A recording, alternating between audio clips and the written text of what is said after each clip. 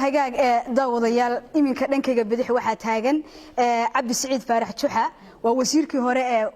hore wasaaradda arrimaha gudaha dawladda federaalka Soomaaliya mar wuxuu soo noqday wasiirkii waxbarashada Puntland maanta wuxuu qayb ka ahaa martidii ka qayb galisay bandhig buugeedkan magaalada Gaalkacyo waa kugu soo dhaweynaya Idil TV waa mahadsantahay wadhawa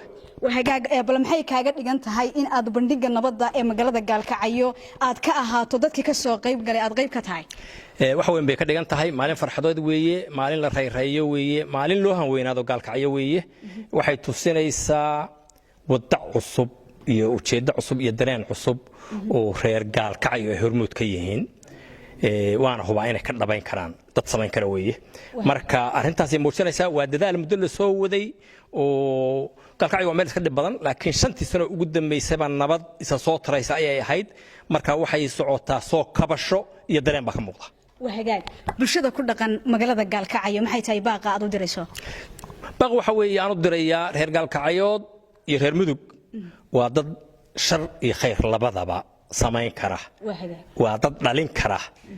waa dad hadda u soo jeedad madaxweynahoodii iyo xooggoodii iyo xoolahoodiiba inay wajahayeen xagga nabadda iyo horumarka waa nimanka dekada hadhisaya wadooyinka sameynaya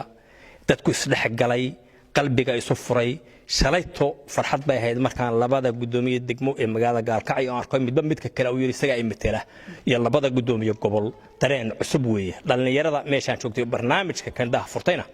waa hal abuur cusub waxaan u jeedinayaa hawsha kamera dhaliya